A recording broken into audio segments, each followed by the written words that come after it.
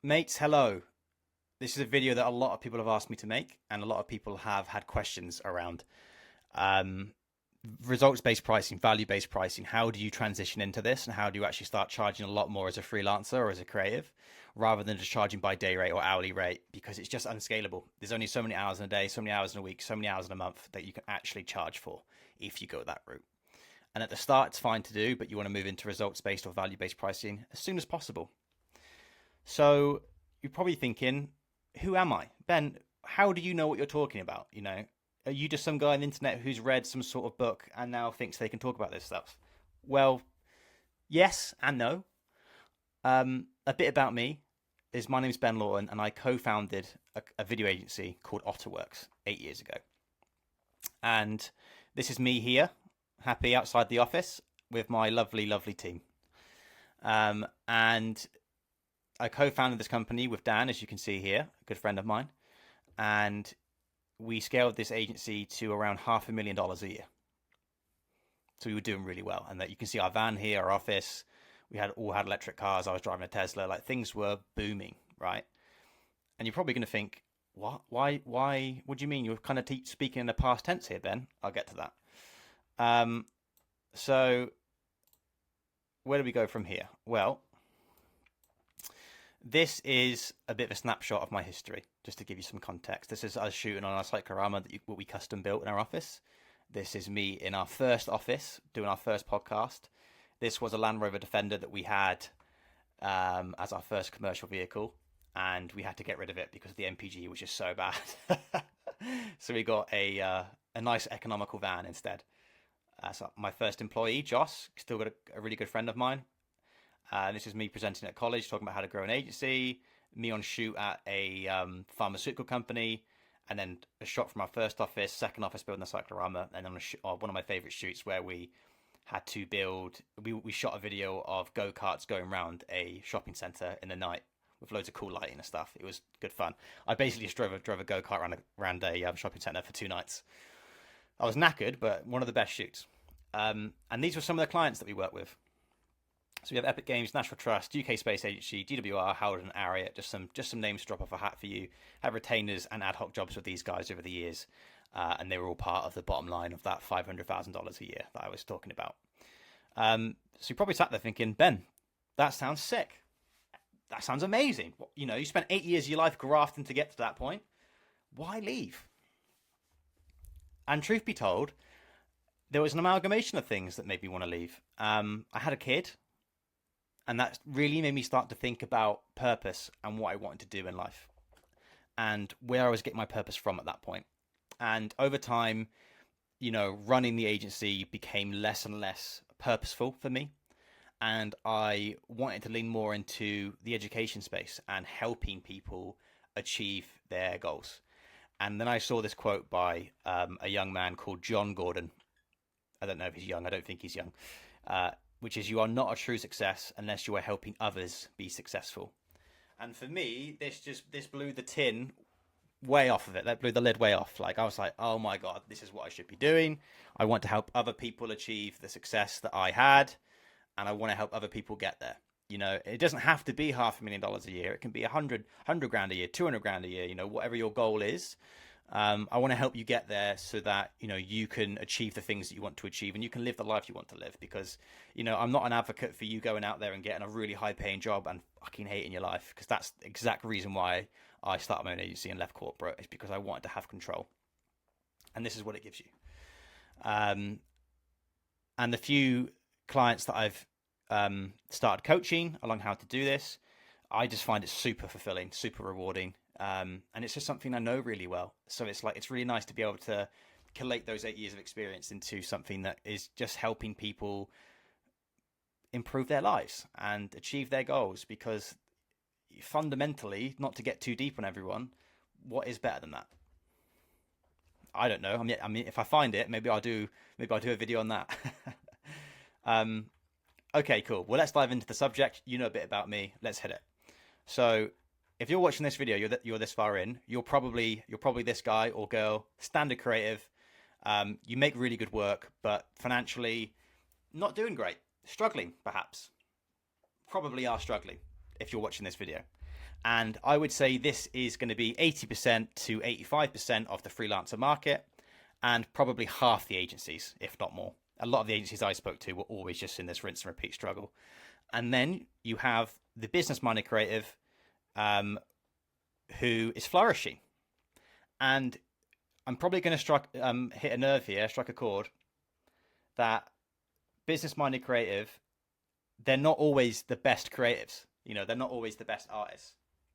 Whereas standard creatives, you probably see on Instagram a lot and other social medias, you've got these artists who are just fucking incredible. The work they produce is just exceptional, but they're not killing it financially.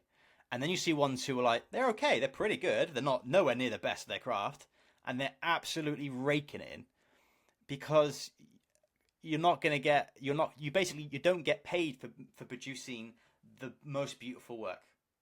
Unfortunately, that's the world we live in. Unless you're in a very niche subsector of something, you get paid for the results.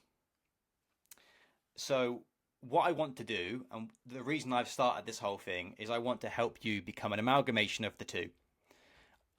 If you are someone who makes really fucking good stuff, design, websites, video, photography, whatever it is, I will teach you how to be business minded, and then you can turn yourself into this guy and girl here who's producing really good work and making really good money. Like, you can have it. You can have this. This is totally achievable for you. It really, really is, because the hard part is becoming a good creative.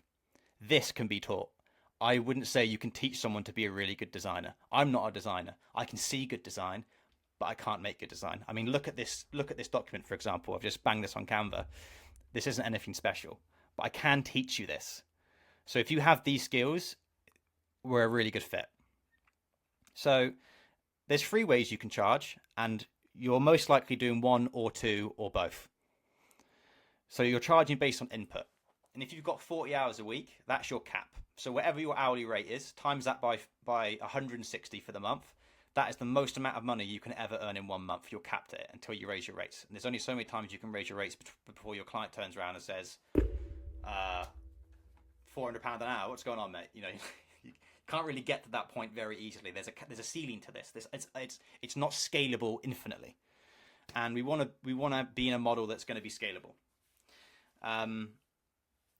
The other way of doing it is we have charging based on output, which is basically quality. So that's your year 1 designer who can design a logo, and then you've got your year 4 designer who just makes better logos. So they can charge more because what they produce is just better. It's just a better product. They've got more experience. And then we have the magic, where you want to move to if you actually want to make a very good career out of being a creative. And that's charging based on value created. That's basically charging based on results. What the sort of results you can deliver for your clients is what you'll get charged for, is what you can charge for. The reason this is unscalable is because your price is dictated by how much you can make the client and how much of an impact the client wants to make, not based on the input you put in. And we'll dive into that a bit more. So, why the quality of work isn't the main factor. Clients don't pay for how good something looks or feels. They pay for what it does. So you can see here, all the creatives who are watching this right now, who are going to look at this like I will and think, wow, that is a fucking stunning drone shot. The grade's beautiful. It's really well exposed. Like, it just looks amazing. Clients are going to love this, right? Clients don't look at that and think, sick. They'll think, oh, it looks really cool, but how is that going to get me from here to here? How am I going to generate sales with this? How am I going to do what I need to do? And then you have this top-down shot, super basic, super basic. But if this is going to drive sales to the client, if this is going to solve, a grand problem for the client, this is really valuable, right? That's what's going to be able. When something's really valuable, that's when you can charge a lot for it. So let's give you an example, right? If a client is going to make 100 grand from a product video or a branding pack or a website that you create, the value you're delivering goes beyond your time or production quality. So that might sound ludicrous to you, so let me break it down. Client comes to you and they say, hey Ben, we need a video that's going to help launch our product, our new product that's coming out. Okay, cool. The sort of questions I would ask in that meeting is, let's say that I make you this video and it goes really well, how much money, could you make of it? How many clients are you going to bring in? How many sales are you going to make? What does success in this project look like to you financially? Let's be specific. And they say, oh, I don't know, we might, we'd want to get 100,000 sales and the product's $1 each. It's like, okay, cool. So you know that this project is worth 100 grand, best case scenario for you, like success. Yeah. So that then you know what their actual project is. You understand the value exchange here. And so now you don't, the last thing you do is you don't solve 100 grand problems. You don't solve 100 grand problems with 2 grand solutions. Like, that's ludicrous. Like, if you could just continuously turn 2 grand into 100 grand, I mean, you wouldn't be on this call, nor would I. You'd be printing money basically. This is almost impossible to do. So clients who expect you to do this, we either need to talk some sense into them, or we need to get some better clients, all of which I can teach you. So really what you want to be doing is working out whatever this number is for the project, and then you want to charge 10 to 30% of that value, because that's what's at stake. Now, the more confident you are at helping the client achieve this dictates how high you can go on this. If you're not confident at all, you shouldn't be charging value-based. I should say that. Actually, that's a caveat. So you need to be like at a certain level in your game. But a lot of creatives are a lot better than they think they are. Imposter syndrome is a real thing. And this is something that I help teach people, is how to come up with that imposter syndrome and move more into this model. Because getting the results doesn't require an insane amount of technical ability. You don't have to be the best at Adobe to be able to do this. You just have to be able to understand, marketing and ads and whatever concept they're looking at, right? Again, all of which I can teach you. So read that again. You don't solve 100 grand problems with 2 grand solutions. You need to solve them with 10, 20, 30 grand solutions. If clients are serious about hitting this goal and they want to do it, they need to get on board with, that kind of idea. At the end of the day, a client comes to you and, the reason they're going to pay you money is because they need to get from A to B, and they want to pay you to remove the risk. They're going to say, oh, instead of me trying to do this myself, I'm going to pay someone, remove all the risk, and it's on them to do it. It's on them to deliver. Classic case of where clients don't do this. You see it all the time, where clients try and design their own logos and they put it up and it just looks terrible. And more you see as well, video or photography. You see clients try and do it themselves and it just comes out looking like crap. Respectfully, clients, but it does, right? And that's because they're not willing to pay for the solutions. But the clients out there who are willing to pay for the results, they exist, man. They are out there. They just need a bit of hand-holding. They just need a bit of hand-holding to walk them through and get them ready for that. So, bigger budget is bigger results. So a bigger budget is going to give you more time, more resources, and ultimately more results. So this is a win-win solution with you and the client, because you're going to get paid more, and because you're getting paid more, you're going to have more time, more resources. You can bring in subcontractors, you can do X, Y, and Z to improve the product, which in turn is going to give better results. And that's all the client gives a shit about. They don't care how pretty it is, how beautifully designed it is, if it doesn't work. Don't get me wrong, there's a level of quality you need to bring, but if you make the most beautiful thing and it flops on its ass, the client's just going to hate you. Whereas you can make something terrible, but if it works, you've won. So that's always the metric to focus on, right? So this is basically a virtuous life cycle. This is why it's amazing, because the more budget you have for a job means you have more resources. Because you have more resources, you get more results. And because you have more results, you get more budget. And it just gets better, because the more results you provide for clients, the more testimonials you get, the more clients you get, the more work you get, the more budget, and so forth. It's just this lovely thing that goes up. The problem with doing it based on time is you're always going to be competing in the market with people who charge per time. And trust me, bro, there's always going to be someone who can do this cheaper than you. Not better, but cheaper. And you don't want to be chasing the clients who are just chasing cost. This is why the virtuous life cycle is a way that it can unlock everything for you. This can get you to 10K a month easily. You just have to be willing to have these frank conversations with clients. And this is something that I'll be teaching inside my Skool community. Okay, cool. So why value-based pricing is the future? So number one is it's going to increase your charging potential. By shifting to value-based pricing, you can massively increase what you charge because you're now solving high-value problems instead of just being a tick box exercise. Number two is you prioritize better results for clients. This is by far the most important one because you become a solution provider. You are not a designer, you are not a videographer, you are a solution provider. And that's the mindset shift you have to make. And it reduces the risk for the client because if they come to you this brief and you just make something and you give it to them, the risk is really still on them, right? And also, if let's say that on a time based, let's say you have a photography shoot and they book you for 12 hours and then it overruns and you're there for 15 hours, for example, and a long day, but it happens. You can charge for those extra 3 hours because you're doing time based, and that's a risk the client has to take if it overruns. Whereas when you do value based pricing, it's a set price. It's like, look, this is the set price. I'm going to deliver it. However long it takes me, however long we need to do to get it done, I'm going to deliver on this, and we're going to solve this problem together. So you're really just taking all the risk away from the client. Sure, they're paying more, but they don't mind paying more because all the risk comes on to you. So obviously more pressure for you, but again, this is how you scale. This is how you scale up and start charging more. Now I want to talk a bit about why rates, day rates, hourly rates, why they're the default price. A lot of people who start a business, a lot of people who are in 9 to 5s, they all just think this is the model to go, right? Time for money. You exchange time for money, 9 to 5. We are wired from school and family to do time-based pricing. So if you use this method, the better you get at your craft, the more you're going to be penalized. This is why it doesn't work. It's a terrible idea. This is my plumber friend. Let's call him Terry, right? And this is him improving, and then he gets faster at completing projects. And what happens is, because he's not, he's on an hourly rate, he's charging the same price for faster work. So he'll come in and he'll do a job, but he'll do it twice as quick as he would a year ago.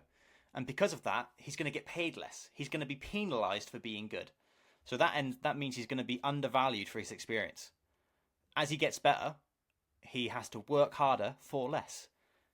And that's a penalty of efficiency. It's a terrible, terrible, terrible idea.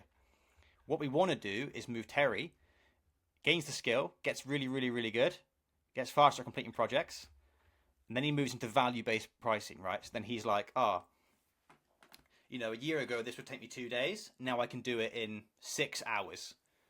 And what I can do is I'm going to charge the client for the efficiency at how fast I can do this. It's like, yeah, you can hire this other plumber who's cheaper than me, sure, but I'll get this done in 6 hours, whereas they need 2 days, and you don't know how good they are. Whereas I'm good. You've seen the results. Look at my reviews. I'm shit hot, and I get it done quick. Which one do you want? And the clients who want results, guess what happens? They choose Terry, which is going to increase their earnings, client satisfaction, and it's this virtuous life cycle that goes up and up and up, and they just end up making more and more money, and they're really happy, rather than being this guy right here. Don't be this guy right here. Let's get you away from this guy. Okay, cool. So we have 2 types of clients, guys. We have value clients, and they'll pay to take away as much risk as possible to complete the project. And then there's service clients. They just need a service, and they're much more budget conscious. I imagine this one resonates with a lot of you who are listening right now. And as you can tell, we want value clients. These are the clients we want. So we want to be talking to decision makers only. We want to be talking to SMEs, smaller companies, right?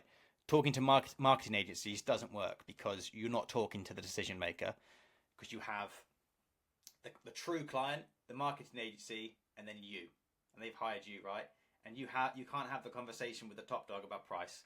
The marketing agency are there to skim off the top, and that's how they're going to do it. So you want to be talking to SMEs, decision makers, people who have the budget, and people you can have these frank conversations with. Like, look, man, I'm going to come in, I'm going to provide this service. This is what it's going to do for you, and I want a percent of that. And that's very real conversations you can have with these people, because a lot of the time they're entrepreneurs. They get it. They just want the result. Like, imagine I could say to you, like, I can help you scale to, £1 million a year, and I can guarantee it, and I want to charge you 10 grand for the privilege. You'd probably bite my hand off. For the reference, I can't guarantee that, but you see what I'm trying to say. Okay, cool. So, how do we talk to decision makers? We we identify who they are and how we get to them. And there's a few marketing strategies we can do, which I'll do another video on about how we find them. But let's say that we have found one and we are about to have the conversation. What do we do? How on earth do we pitch ourselves as this expert, this value-based service provider? And super simply, we want to use the doctor's approach, right? We want to listen, and then we want to understand, and we want to diagnose. So, how many new clients would this bring in for you in the first year? That's what the first question we'd ask. And how much is that new client worth to you? So let's say that, this branding pack we're going to do, this new website we're going to do, we're hoping it's going to bring in 10 new clients, and every client's going to be worth around £5,000, $5,000. Okay, cool. So the value of this project in the first year alone is going to be worth 50k for you. Yeah. All right, cool. So what I would say at this point is, if we can help you overcome this problem of achieving this, and given that you stand to gain £50,000 in the first year, what do you think is a reasonable percentage to invest to ensure this project succeeds? And put it to the client, because I shit you not, a lot of them will turn around and say, "Oh, 20%, 25%. Yeah, I'll give you, if you can hit that mark, I'll give you 25%." And you're probably sat there across the table thinking, "Oh, please say 10. Please say 10." I know, because I've been there. Right, that's basically the conversation. I need to wrap this up because I've been waffling on for like 25 minutes. But just to reiterate, I'm Ben Lawton. Follow me on Instagram, subscribe to my YouTube, and I will be launching a free Skool Community soon, which has all of this and more completely free. I'm just giving it away because I like helping people. At some point I might offer mentoring or coaching, or I might do a paid course, but for the time being, everything's free. So if you want it for free, go have it. Cool. I think that's everything. Have a great day. Remember, happy client, happy life.